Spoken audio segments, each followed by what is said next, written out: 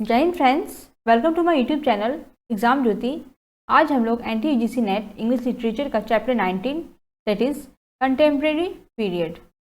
इस पीरियड में जितने भी राइटर्स हैं उनके बारे में हम एमसीक्यूज डिस्कस करेंगे। Okay, before starting the video, अगर आपने हमारे चैनल को सब्सक्राइब नहीं किया है तो सब्सक्राइब करें, ज़्यादा से ज़्यादा हो सके शेयर करें। Okay, it will be very beneficial for me also as well as for you all.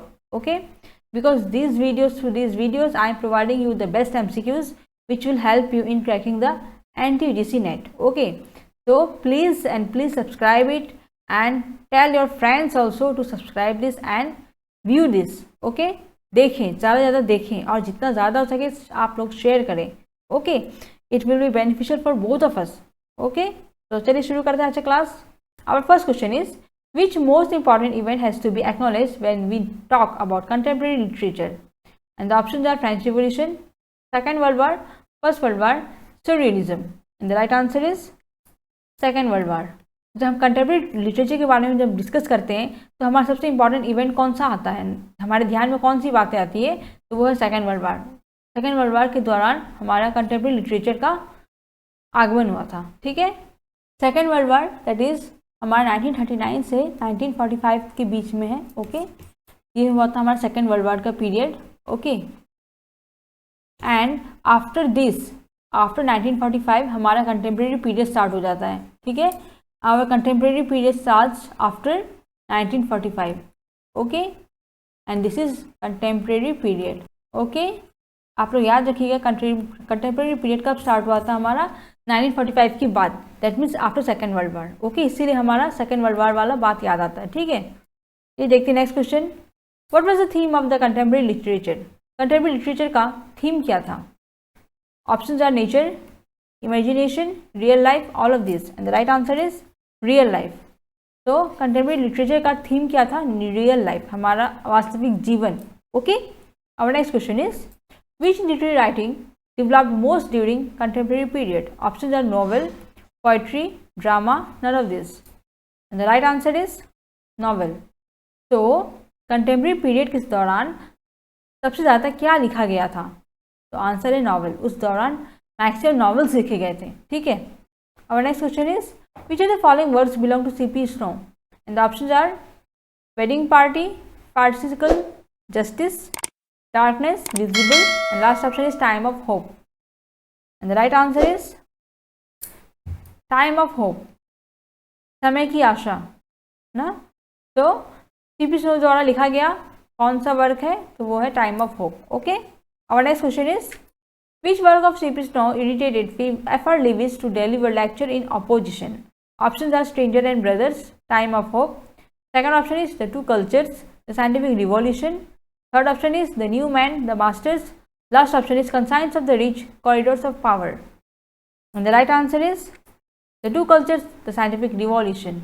CP Snow ji का कौन सा राइटिंग था जो कि एफआर लिविस को बहुत इरिटेट कर दिया था? ठीक है, नाखुश कर दिया था।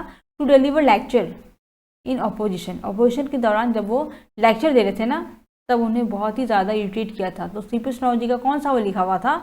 तो वो था the two cultures and scientific revolution. ठीक है, ये दोनों की वजह से एफआर लिविस जी बहुत ही ज़्यादा इरिटेट हो गए थे। Okay, our next question is Waugh's first published book was the biography of which artist and poet? And the options are William Blake, John Donne, Dante Gabriel Rossetti, and last option is William Wordsworth. And the right answer is Dante Gabriel Rossetti, that is D G Rossetti, जो जिसे हम apostle of beauty कहते हैं। ठीक है, apostle of beauty. सो वाव जी का जो पहला बुक था जो पब्लिश हुआ था वो एक बायोग्राफी था। उन्होंने किसी की ज़िंदगी के बारे में लिखी थी। ओके, कौन से आर्टिस्ट की ज़िंदगी के बारे में उन्होंने लिखी थी?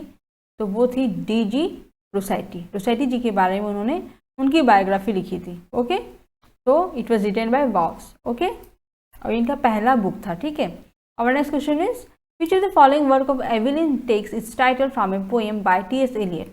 And the options are A Handful of Dust, Decline and Fall, The Loved One, A Little Learning. And the right answer is A Handful of Dust. कौन सा वर्क एवेलिन जी का था जिसमें टाइटल उन्होंने लिया था from a poem by T.S. Eliot? ठीक है, टी.एस. एलियट जी का एक पोएम है जिसमें से उन्होंने टाइटल को लिया था। ओके, तो एवलिन जी का कौन सा वो वर्क है, तो हैंडफुल ऑफ डस्ट, इसका टाइटल उन्होंने टी.एस. एलियट के पोएम से लिया था। ठीक है, our next question is which novelist wrote of denaturised humanity, and the options are C.P. Snow, L.P. Hartley, Annie Bates, J.R.R. Tolkien, and the right answer is L.P. The right answer is L.P. Hartley. Okay, तो कौन से novelist थे, ठीक है, जो novel लिखते थे, उन्होंने लिखा था डीनेचराइज ह्यूमैनिटी को लेकर, वो है L.P. हार्टली जी। ओके, जो ह्यूमैनिटी जो कि टोटली नेचुरल नहीं है, उसके बारे में किसने लिखा था, हार्टली जी ने लिखा था। ठीक है, next question is which of the following works by Hartley, a trilogy written between 1944 and 1947 explores the brother-sister relationship. Options are Eustace and Hilda, the go-between, the hireling, and last option is the betrayed. And the right answer is Eustace and Hilda. Okay, तो कौन सा हमारा Hartley जी का writing था जिसमें trilogy था, ठीक है, बिटवीन 1944 एंड 1947। ओके, इस दौरान के बीच का था ये बात, that explores the brother sister relationship, जो कि भाई बहन का रिलेशनशिप को दर्शाता था, तो वो है यूस्टेस और हिल्डा। ओके, जो कि लिखा गया है हार्टली जी के द्वारा, और एक ट्रायलॉजी था। ठीक है, और next question is what was H.E. Bates' pen name for his Second World War stories? And the options are Flying Officer X, Top Gun, Lone Wolf, The Golden Falcon. The right answer is Flying Officer X. H.E. Bates जी का pen name क्या था, उनका एक और नाम क्या था, जो कि सेकेंड वर्ल्ड वार स्टोरीज को लिखते हुए उन्हें मिला था। ठीक है, तो वो है फ्लाइंग ऑफिसर एक्स। ओके, उनका पेन नेम क्या है, flying officer X. Okay, our next question is which novel of Bates is set in India, कौन सा बेट्स जी का नॉवल था जो कि इंडिया में सेट हुआ था। Options are a house of women, my uncle Silas, the scarlet sword, the vanished world. The right answer is the scarlet sword. Bates ji का कौन सा नॉवल था जो कि इंडिया में सेट किया गया था, ठीक है, तो वो है द स्कारलेट स्वॉर्ड। ओके, ये इंडिया में सेट किया गया था। ठीक है, our next question is which of the following work was the first major commercial success of H.E. Bates? And the options are Fair Stood the Wind for France, Love for Lida, The Darling Birds of May, The Jacaranda Tree. And the right answer is Fair Stood the Wind for France. तो कौन सा हमारा first major commercial success था, commercial यानी जिसमें पैसे की बातें आती है। ठीक है, तो H.E. Bates जी ने जो लिखा था, उनको फर्स्ट सक्सेस उन्हें किस में मिली थी, जो कि उनका मेजर राइटिंग था, जो कि उसमें उन्होंने बहुत पैसे कमाए थे। ठीक है, तो वो है fair stood the wind for France. Okay, जो कि लिखा गया था H.E. Bates जी के द्वारा। अब next question is Malcolm Lowry's novel under the volcano is set primarily on what day. Options are Christmas, new years day, day of the dead, Cinco de Mayo. The right answer is day of the dead. Malcolm Lowry ji का जो novel है under the volcano, ये set किया गया था primary कौन से day में मतलब सेट किया गया था, तो वो है डे ऑफ द डेड। इस दिन डे ऑफ द डेड के दिन उन्होंने क्या किया था, सेट किया था नॉवेल अंडर द वॉल्केनो। ठीक है, जो कि लिखा गया है लॉरी जी के द्वारा। किसके द्वारा लिखा गया है, Malcolm Lowry. Okay, our next question is हमारा ये जो है अंडर द वॉल्केनो, ये हमारा कब सेट किया गया था, डे ऑफ द डेड के दिन। और ये डे ऑफ द डे जो है हमारा मैक्सिको का एक सेलिब्रेशन डे है, हॉलीडे होता है इसमें। ठीक है, मैक्सिकन हॉलीडे है ये। और कब सेलिब्रेट करते हैं हम, 1 एंड 2 नवंबर को। ओके, 1 और 2 नवंबर को क्या करते हैं हम, day of the dead day celebrate करते हैं। ठीक है, जिसमें ये मैक्सिकन हॉलीडे है। ठीक है, इट्स एन मैक्सिकन हॉलीडे, एक सेलिब्रेशन है और इस दिन अंडर द वॉल्केनो को सेट किया गया था। Okay, our next question is what is the name of the city under the volcano takes place? Options are Mexico City, Tijuana, Cuauhtémoc, and last option is Guadalajara. Names थोड़ा अटपटा है। Okay, but चलिए कोई नहीं, तो answer देखते हैं क्वानाहुआक। ठीक है, क्वानाहुआक में अंडर द वॉल्केनो को सेट किया गया था। ठीक है, what is the name of the city where this takes place, तो सिटी का नाम क्या था जहाँ पर ये हुआ था, ये वाला अंडर द वॉल्केनो, तो ये है Quauhnahuac. Okay, our next question is Our next question is, which collection of short stories by Angus Wilson presents a horrible dream of the political future? And the options are As If by Magic, Setting the World of Fire, No Laughing Matter, The Old Man at the Zoo. And the right answer is The Old Man at the Zoo. कौन सी collection of short stories थी, ठीक है, जो कि Angus Wilson के द्वारा थी लिखी गई, ओके। इसमें हमारा पॉलिटिकल फ्यूचर के बारे में टोटली हॉरिबल ड्रीम दिखाया गया है कि बहुत ही ज़्यादा भयानक होने वाला है हमारा पॉलिटिकल फ्यूचर, ठीक है। तो वो है हमारा the old man at the जू। नाम देखकर नहीं लगता है कि इसमें पॉलिटिकल मतलब बातें होंगी ना, जानवरों की टाइप बातें होंगी, इस टाइप से लगता है, बट यही हमारा आंसर है the old man at the zoo, जिसमें पॉलिटिकल फ्यूचर को टोटली हॉरिबली दर्शाया गया है and is written by Angus Wilson. ये हमारा शॉर्ट स्टोरी कलेक्शन है, okay. Our next question is, which of the following novel describes the compassionate portrait of an elderly and frustrated women adjusting to new town life? And the options are Late Call, The Mulberry Bush, and third option is Hemlock and After. Last option is Middle Ages of Mrs. Elliot. The right answer is Late Call. कौन से novel में दर्शाया गया है हमारे एक totally women को जो कि टोटली फ्रस्ट्रेट हो गई है, बहुत ही अपने लाइफ से बहुत ही फ्रस्ट्रेट हो गई है, दुखी हो गई है, ठीक है, adjusting to new town life, नया एक टाउन मिल गया जिसकी लाइफ से वो मैच नहीं कर पा रही, अपने आप को एडजस्ट नहीं कर पा रही, ओके। सो इस वजह से वो बहुत फ्रस्ट्रेट हो गई। तो इस नॉवल का नाम क्या है, किसमें इस कहानी को दर्शाया गया है, तो वो है late call, okay. Our next question is, which work of Colin Wilson examines the works of important literary figures? And the options are the world of violence, the outsider, man without a shadow, ritual in the dark. And the right answer is the outsider. Colin Wilson ji का कौन सा work है जिसमें उन्होंने examine किया है, जिसमें उन्होंने बताया है work of important literary figures के बारे में उन्होंने बताया, किसके काम के बारे में उन्होंने एग्जामिन किया है, ठीक है, तो वो है द आउटसाइडर। इसमें उन्होंने बहुत अच्छे से वर्ड्स को दर्शाया, एग्जामिन किया है, ठीक है। जो भी राइटर्स हैं उनकी वर्ड्स को बहुत अच्छे से एग्जामिन किसने किया है, विल्सन जी ने किया है, और किस में किया है, द आउटसाइडर में किया है, okay. Our next question is, who wrote the novel There is a Happy Land in his childhood and failed to charm the readers? And the options are Kite Waterhouse, William Cooper, Anthony Burgess, Lawrence Durrell.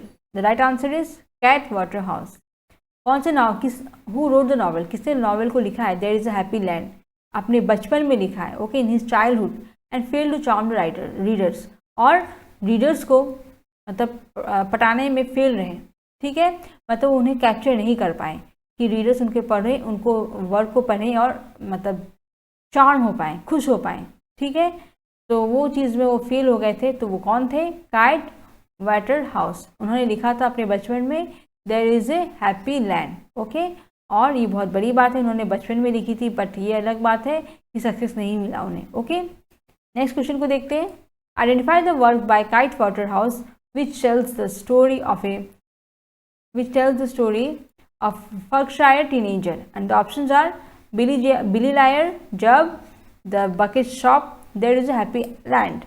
The right answer is Billy Liar. Keith Waterhouse ji के द्वारा कौन सा लिखा हुआ है जिसमें उन्होंने Berkshire teenager के बारे में दर्शाया है स्टोरी, ठीक है, तो वो है Billy Liar, okay. Our next question is, where did Joyce Cary get material for his first 4 novels? Options are Ireland, Britain, Africa, India. Right answer is Africa. Joyce Cary ji को अपना मटेरियल फर्स्ट 4 novels को लेकर कहाँ से मिला था, तो Africa से मिला था, ठीक है।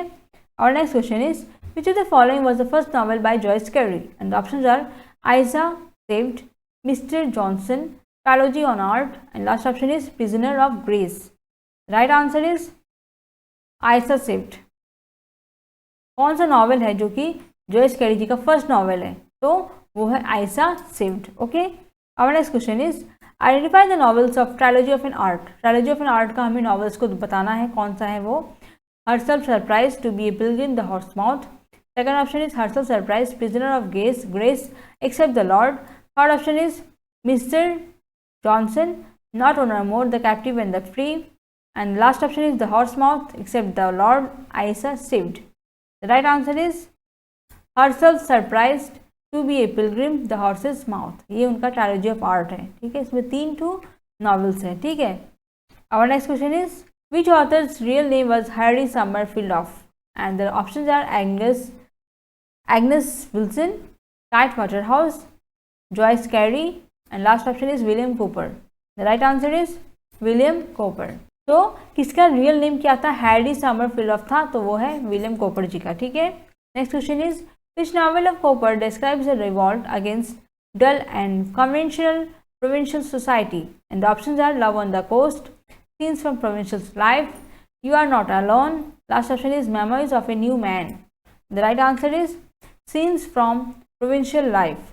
कौन से कॉपर जी का नॉवल था जिसमें रिवोल्ट को दर्शाया, उन्होंने डिस्क्राइब किया against dull and conventional provincial society. जो हमारा सोसाइटी चल रहा था प्रोविंशियल, जो कि टोटली सिस्टम जो था टोटली प्रोविंशियल था, ठीक है, तो उसका डल नेचर दिखाया था, तो उसके अगेंस्ट रिवोल्ट उन्होंने अगेंस्ट बदलाव छेड़ा था। तो कौन से में किया था उन्होंने, कौन से नॉवल में?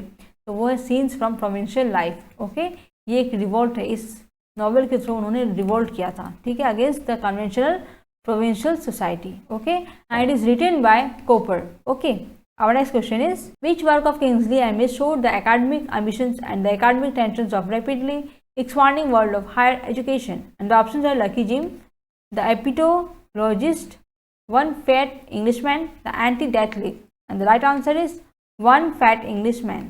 कौन किंग्सली जी का, किंग्सली एमिस, इनका कौन सा वर्क है जिसमें एकेडमिक एम्बिशन शो किया, उन्होंने एकेडमिक टेंशन शो किया है पढ़ाई को लेकर, of the rapidly extending world of higher education. पढ़ाई के ऊपर टोटली उन्होंने क्या किया है, टेंशन दिखाया है, ठीक है, जो कि बहुत ही ज़्यादा बढ़ रहा है। ओके, तो कौन से नॉवल में उन्होंने दिखाया था? One fat Englishman. ओके, इसमें उन्होंने एजुकेशन को लेकर टोटली टेंशन ग्रो करते हुए दिखाया है, ठीक है। तो this was our today's last question. आशा करती हूँ आपको हमारा वीडियो पसंद आया होगा। क्वेश्चन अगर इंपॉर्टेंट लगे हैं, ज़रूरी लग रहा है, अच्छा लग रहा है, देन हमारे चैनल सब्सक्राइब नहीं किया तो सब्सक्राइब करें। थैंक यू, जय हिंद।